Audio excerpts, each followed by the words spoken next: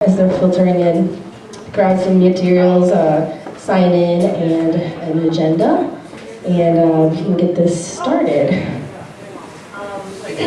So first, I just want to thank the owners of Ziggy's tonight for letting us do our event here.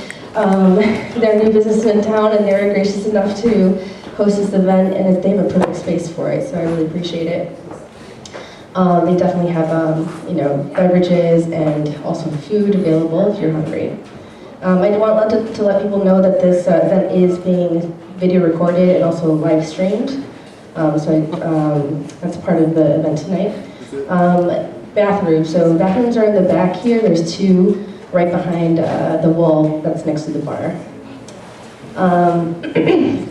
We also have folks helping with childcare and child engaging activities near the counter here in the seated area where Lisa is holding up her hands. So if you have little ones, you can have them check in with Lisa, and we'll have other people kind of rotating and helping with that today. So thank you so much, everyone that's doing that. So just a little bit about Defend Affordable Ypsi. Defend Affordable Ypsi has kind of come from conversations that have been happening in the town for the last couple of years about changes that we've been seeing in kind of cost of living and rising rents in town, just among renters in the community, and then was more formalized this year around May, and started with a zine that Nathaniel wrote. From there we had a couple meetings just amongst other renters in the community, and eventually we had 2 public meetings. We've been engaging the city a lot since then, and then now this is our 3rd public meeting, and we wanted to have it a little bit more participatory and a little different than the other ones we've done, so there's been a lot more planning. So since Defend Affordable Ypsi has been engaging City Hall on the issues of rising rents and developments with more participation involved in the decision-making process, we noticed that it's not been very accessible for some people to get their input in. First of all, you have to be somewhat okay with speaking in public. You probably aren't a single parent that's working class, because those folks can't necessarily afford care for their children to come out to all these public events. There's another issue with hearing. So if you have any kind of hearing issues, it's kind of hard to participate in City Hall because there's mic issues, and not everybody is on the mic, so you can't really hear all the discourse. It's another problem we're seeing. Non-English speakers will have trouble at City Hall. And most importantly, it is the only guaranteed place to have your input recorded, because what we found is that when we emailed some of our officials, oftentimes we don't hear back, or we do, it's sporadic. Some people we don't hear back from at all. So it is important to get our input in some way, and City Hall is the only way to really do that on public record. So the institutional inequities kind of go deep in all of our systems, including City Hall. It's also deeply class-based. And policy and political speech is often a foreign language to the average person. So that's another issue that I see there. And it is designed in a way that way so people don't necessarily know what's going on all the time. So with all of this in mind, I wanted to alert people to the things in the space that we're trying to do to make the environment more available and accessible to people to participate in. And I want to alert you to some things that you'll see in this meeting and raise some questions to kind of frame the night. So first we'll have times for audience participation after every agenda item. So we do have an agenda that's kind of modeled after meetings at City Hall. So this is our way of trying to vision for something that we would want City Council and City Hall to move toward and become more participatory and more equitable space so people can engage easier. And so even after we review the agenda, if people have comments or questions, any at all, it's supposed to be like a space for dialogue, and we'll bring the mic out to you if you want people to hear, or if you can come up to the mic, that would be great. Other opportunities to do input, as we'll be passing out index cards, so folks that feel more comfortable engaging that way will be able to do that. Yeah, just a reminder, please use the mic. And we will try to work towards consensus building. So we'll just do a warm-up for this. So a couple questions. Please raise your hand if you believe housing is a basic human right. Is there any opposed? Okay, that's a pretty good consensus. Okay. Raise your hand if you've experienced effects or see signs of gentrification in Ypsilanti. Okay, anybody that hasn't seen that? All right, this audience is on all in agreement so far. You're doing pretty good. So, raise your hand if you believe a community or government is made better when residents are able to know what is going on and encouraged to participate. Yeah. Anybody feel differently about that?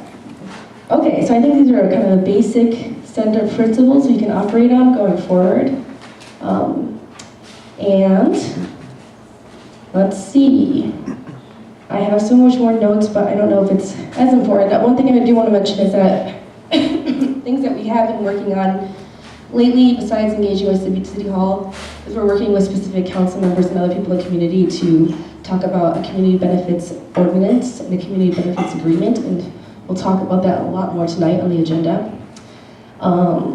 And we have 3 engagements with City Hall and City Commissions this week.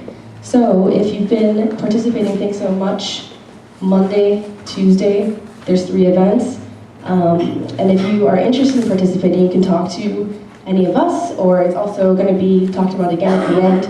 But there's going to be a city or a meeting for the International Village tomorrow at 7 p.m. at City Hall with City Council. There's also going to be a joint commission meeting between the Planning, Human Relations, and the Sustainability Commissions at the Riverside Arts Center at 6:30 p.m. So they're a half hour apart. And it's not the best, but if you could come, some people can come to one and make comment and then go to City Hall, or you can choose a meeting to go to. And then the regularly scheduled City Hall meeting is Tuesday, November 14th at 7 p.m. So that is all for introductions. And we can go to the agenda. So somebody else laid this out so nicely. So I just did the welcome, then we'll review the agenda, and then we'll go to audience and participation. And then someone will talk about why we say no to International Village. And then there'll be more opportunity for audience questions and comments. Then we'll talk about what we think makes a little bit of a better process for community engagement, and then get feedback from folks by doing kind of a breakout session to see what people think would make city engagement easier or better. And then there'll be a report back from that, and then there'll be announcements and next steps. So trying to keep the agenda pretty concise and simple, and then between each section there'll be audience participation. So at this point we would go to approving the agenda. So all in approval of the agenda, raise your hand or say aye. Aye. Okay. Cool. So at this point, we're open for questions and comment, and be interested in talking about what they think about the agenda or anything else.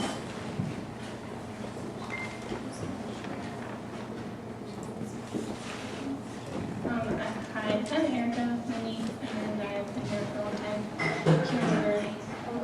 Huron River watershed resident forever.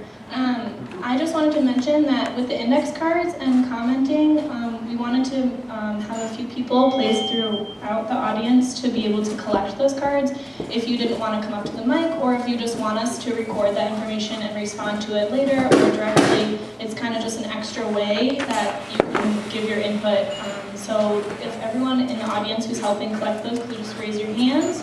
Got Nick, Brian, Desiree, Lisa, and those people will just be available to collect your cards, and you can tell them to read it out loud or to just collect it for us for later response. And I forgot what the other thing I was going to say is, so does anyone have anything else to say about the agenda? Logistics, announcements? Cool. So Nathaniel and Heather are going to share with us why we say no to International Village. Thanks.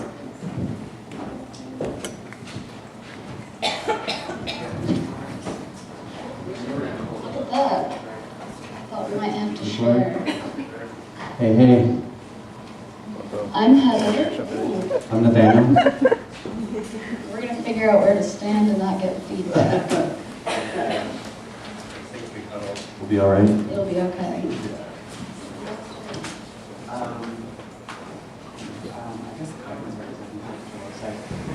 So we're just going to do an overview of what International Village is about. Erica has pulled up right here our website. If you go to our website, daypsi.org, we have an International Village 101. And if you look at it, it gives a rundown. A lot of this information is here. There's also hyperlinks, so if you want to read news stories about it, all those blue text is hyperlinks that you can click on and read more about it.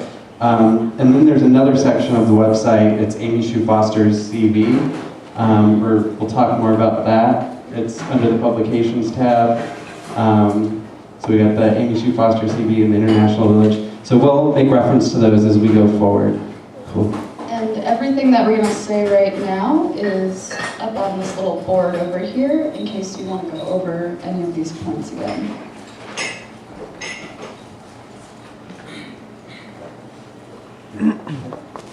International Village is a $300+ million mixed-use development proposed for the remaining undeveloped 30+ acres of the city-owned Water Street property in Ypsilanti's Ward 1. If sold, the city would be privatizing 30+ acres of public land. On the 19th of September, City Council voted to enter into a purchase agreement with International Village Advisory, LLC, for an at least $300 million project on the site known as Water Street. The development team told council that 40% of the capital will come from the sale of EB5 visas. The visas are available to wealthy foreign investors who invest at least $500,000 in an American infrastructure project that creates jobs that last at least 2 years. Okay, so there's been this whole development process phase that has been going on since more or less the beginning of this year. We break it down basically into 3 steps. I guess there was a preliminary step that began earlier in this year when the city's economic development director, Beth Ernat, was in contact with Amy Shue Foster, and we know that happened during the winter. But beyond that, the first step was that there was a letter of intent signed on May 23rd, and a subsequent 120-day due diligence period, which ended in September when the purchase agreement was signed. Since the signing of the purchase agreement in mid-September, we are now in what is called a contingency period. At this point, the development is not formally yet a done deal, but there's a lot of steps being made to push it forward. The next step, when it will become a done deal, is when the development agreement is signed.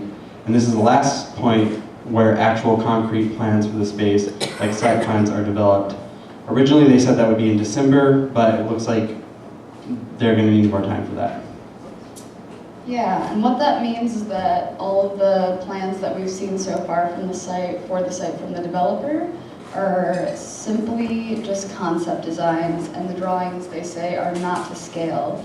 So it's meant to look really nice for investors, and often the concrete plans don't look anything, the site plans that end up being made don't look anything like those concept designs. And nothing that is in the purchase agreement that the city signed holds them to creating any part of those concept plans.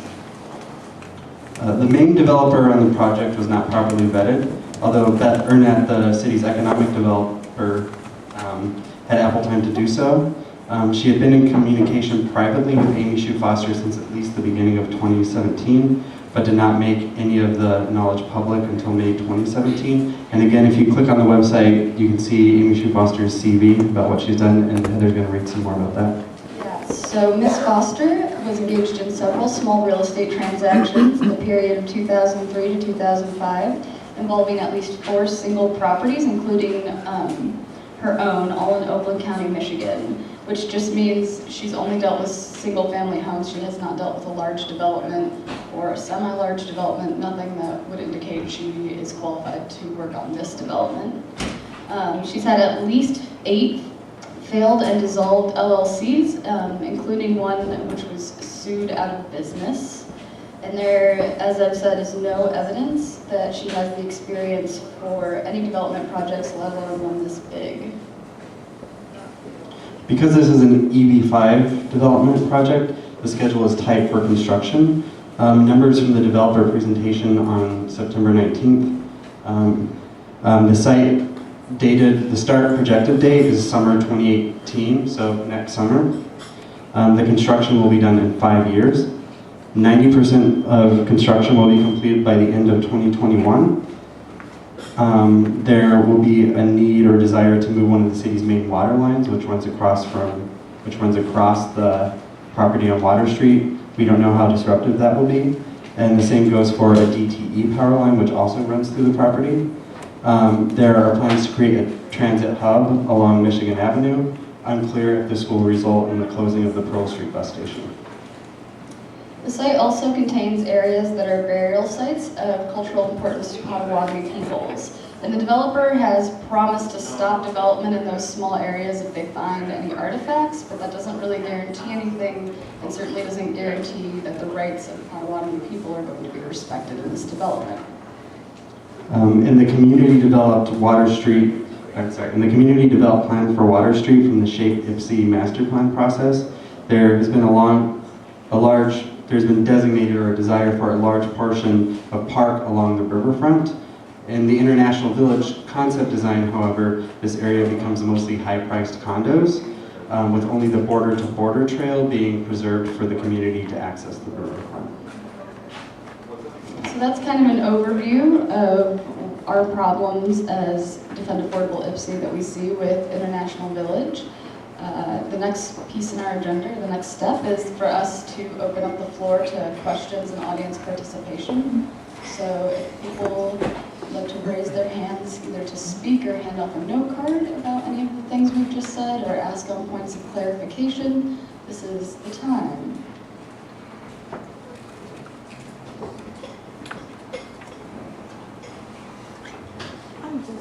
I may be stupid, but can we build affordable housing in that place? Is it possible? Yeah, so the question is whether we can build affordable housing at International Village. Do you want to take that, or do you want me to take it? Well, I mean, so there's been a conversation with the developers. Let's have this started, and that's why we had the community participation, the hearing the day before the September 19th meeting. They told us that it wouldn't be feasible to put affordable housing in this project, but that... How come? What's the reason? Because we need, look at these people, I mean, we came and we need affordable housing, that's why we came. Oh no! So, can we do that? Can we somehow, because we need housing, because rent is going up too high and my neighbors are moving out. Yeah, so that is definitely how we feel, and that's why we're having this meeting. So we're hoping the next step we're going to talk about is a little bit more about participation, because we have the same questions, and then we're posing those to the developers and to the city, both staff and council. Why is there not going to be affordable housing on this site? Yeah, we need affordable housing. We don't need expensive apartments anymore. We have enough of it. Enough. Totally, and I think some reference point there is if you see these flyers around us that say don't sell us out, tentatively, according to the developer's presentation, they will be selling apartments for $17.20 a month and some student housing for $11.20 a month, which is well beyond the affordability of most people in Ypsi. There have been affordable housing developments, or at least one recently in 2014 proposed for the site, But MISHDA, which handles a lot of the funding for affordable housing developments, they determined that they couldn't do an affordable housing development there without remediation. So remediation of the site, because it's contaminated, is a big issue. And that's one reason why International Village feels so appealing, is because it's a $300+ development, so the $8 million it costs to remediate it is really just a drop in the bucket. And it seems like they don't have any interest in including affordable housing. This development in particular is geared more toward people who can afford $1,200, $1,500 a month in an apartment. How can we build affordable housing that place instead of expensive apartments?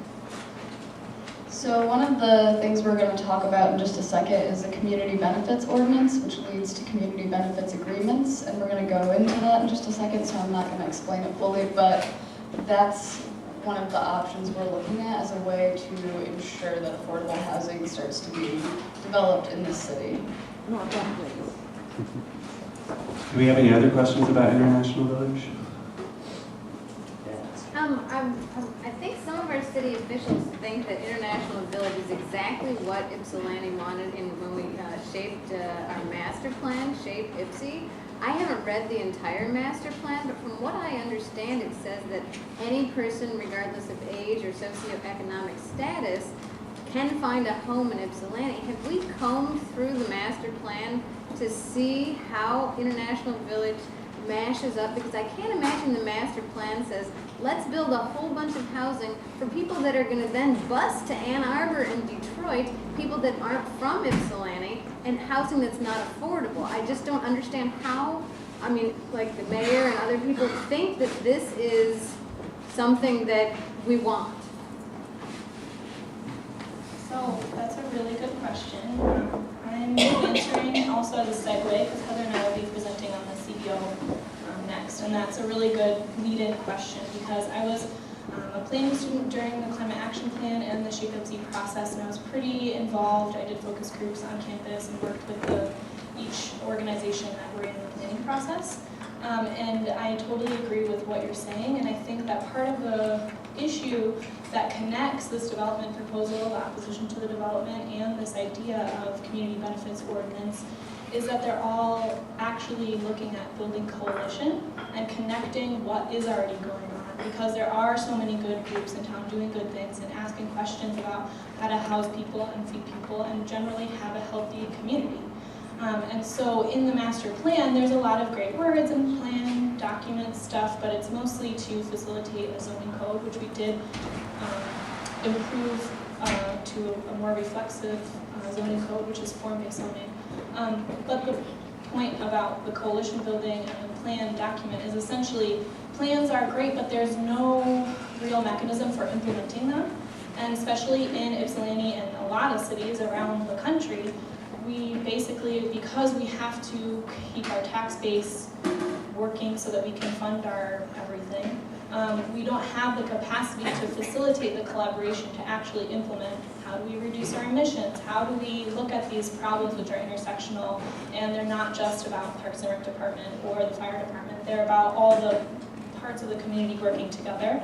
And so that's why I personally am really excited about the Community Benefits Ordinance, because it basically creates a framework that you can sort of rest this abstract idea of we need a coalition and directly apply it to, yes, responding to developers and being able to draft and implement community benefits agreements, but then also finding out where are these coalition building conversations already happening, and it creates basically, like I said, a framework to connect the social infrastructure that we already have, but again is focused on like issue area groups or neighborhood groups or social circles, and instead of keeping on with this like we're all overworked and underpaid, like really figuring out how to like facilitate collaboration so that we can connect what's in the Climate Action Plan, what's in the Shape Ypsi plan, with how we talk about who's coming to Ypsi, who's staying in Ypsi, as far as like future developments and businesses, and our own actions as citizens, like how we can better cohesively respond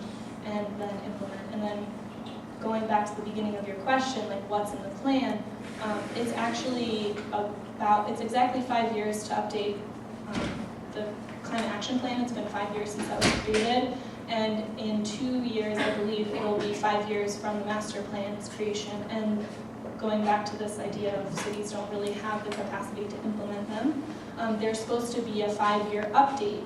And so that's something that I'm hoping will come up in the joint commission meeting tomorrow. It's been coming up with the Sustainability Commission because they want to create a new sustainability plan, which would start with updating the climate action plan.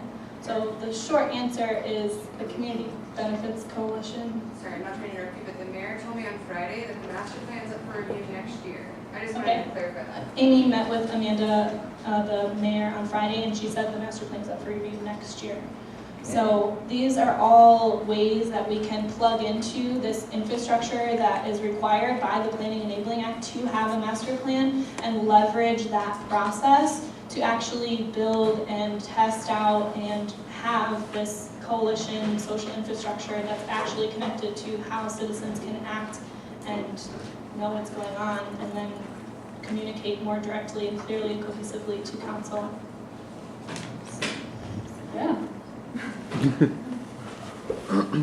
I just wanted to say thank you so much for speaking up. Yes, I mean, you brought me to tears because I share your concerns.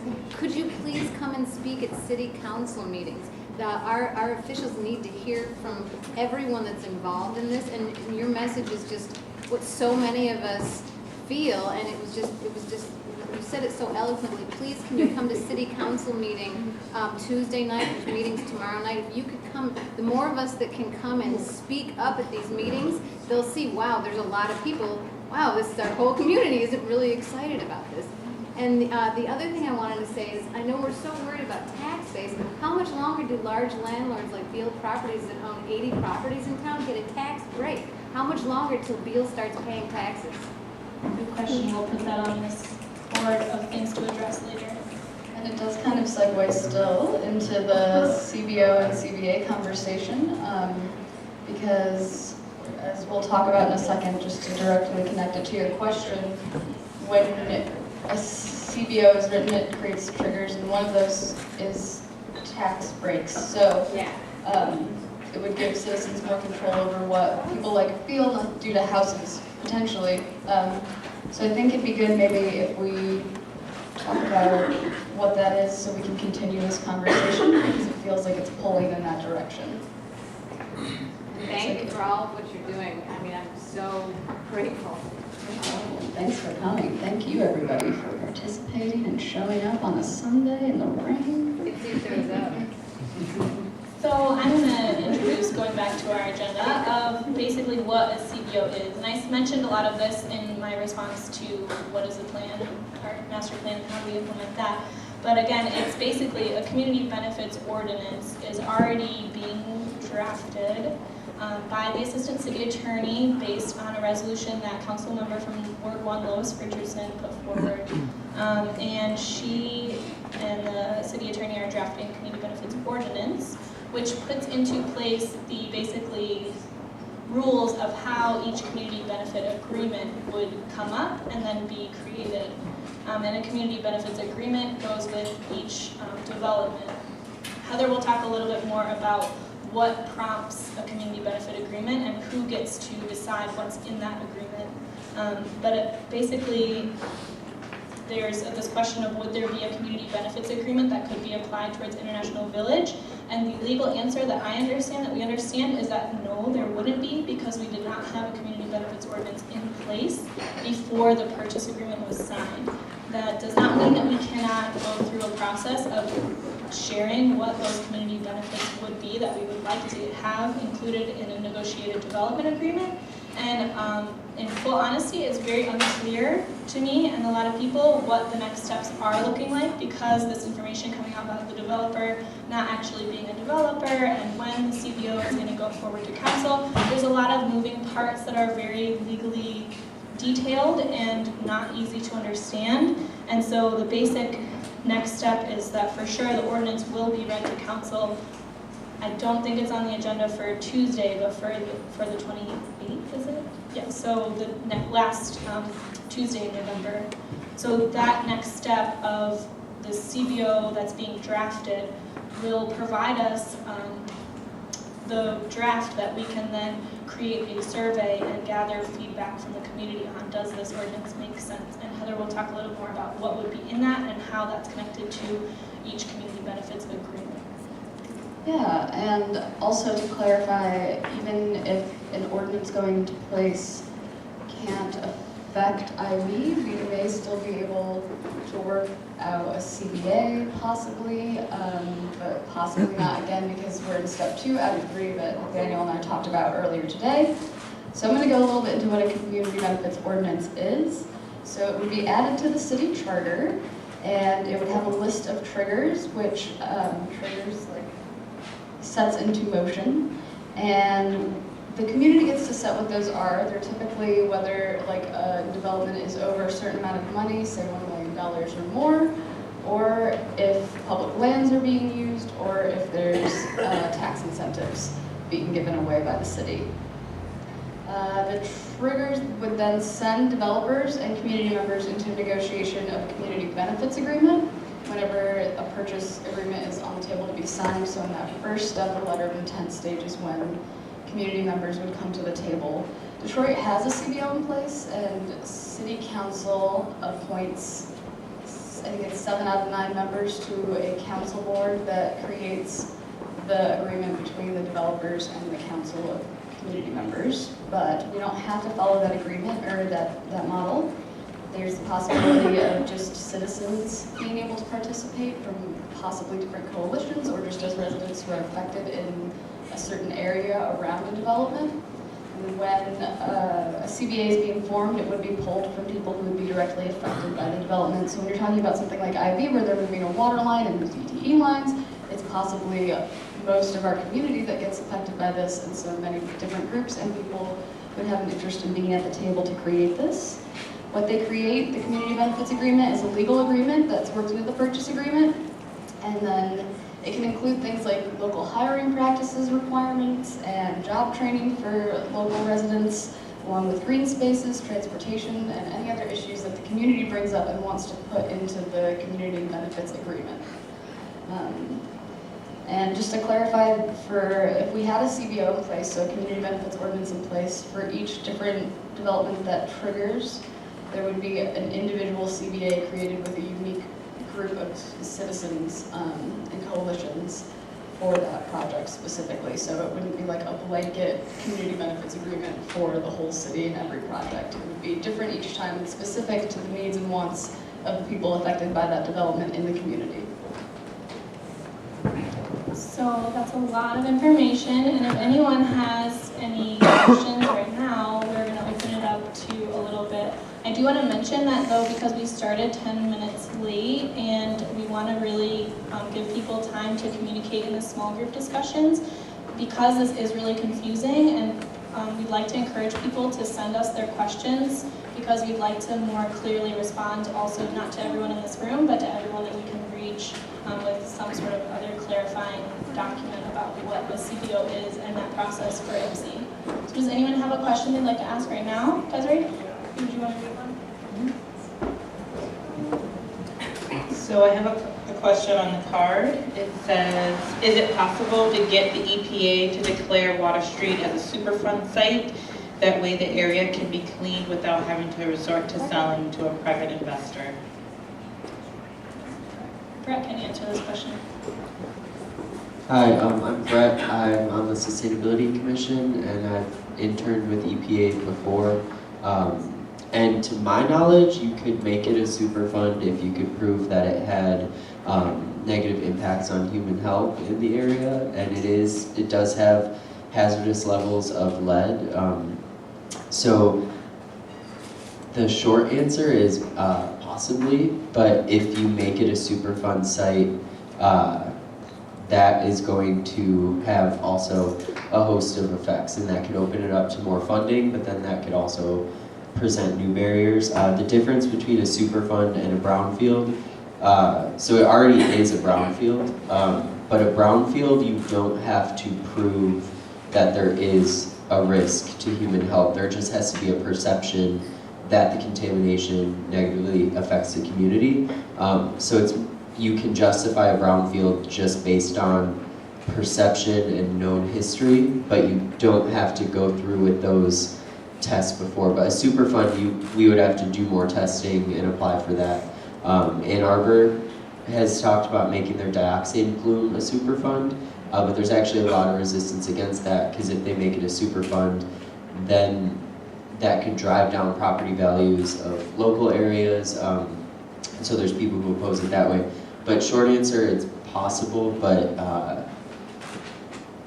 that would definitely delay any moving forward with it. So that might not be the best option. I think the best option would be to use brownfield development grants through a community process, because the Superfund is, and also there's not very much money in the Superfund program. So you could get put on a Superfund, and then it could be 10 years later that you get funding, and then now EPA doesn't actually do full remediation. It would be more of like a cap and contain. So we could put it as a Superfund. In 8 to 10 years, EPA might do something about it, and that would be just to cap it. Versus a brownfield development grant, you could actually remediate it, and it could happen a lot sooner. So, but that's a great question, and we'll get more info on that for you.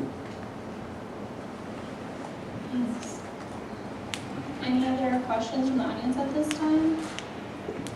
About CBOs, CBAs? Okay. Well, we'll look for your questions and share more about the process as it evolves. And as I mentioned before, the survey, which will be basically taking piece by piece the ordinance that's proposed to council and asking for explicit feedback on what the triggers are, which again determine what prompts a CBA to be created and all the components of that. So look for that. And now we're going to explain the small group discussion format, which is called the World Cafe. I'm just here to support Erica. She's the mastermind. So thank you. I am going to explain briefly, but basically there's going to be 4 groups. There's 3 questions which are up here, and there will be a note taker at each group area. One will be up here, one will be at each of these 2 tables pushed together, and one will be in the back by the bar. And the questions are listed up here. So group number 1, which will be up in the front with Lisa, I believe, is what would inclusive participation with City Hall look like? If you have some sort of technological idea or community outreach idea, share your answers to that in group 1 up over here. Group 2, which is going to be right here with another one of my note takers. Who's group 2? Oh, okay. There we go. With Desiree. Is going to be what drew you to Ypsilanti and or what keeps you here. One of the things I've heard from the economic development director is that our community hates itself, and I really find that to be totally contrary to why I'm in Ypsi, why I came here, and why I stay here, besides just being from here. Can you say that again so it's loud? Oh yeah, the community and economic development director has stated to me that she has perceived since moving here that our community hates itself. And I really just don't think that's true at all, so side personal note. But the question is basically, what drew you here, what keeps you here? We wanted to have it be like a positive version of like, have you seen gentrification changing? More like, why are you here, why are you still here? The third group question, which will be at this other set of tables with Nathaniel, thank you, is going to be, what would equitable community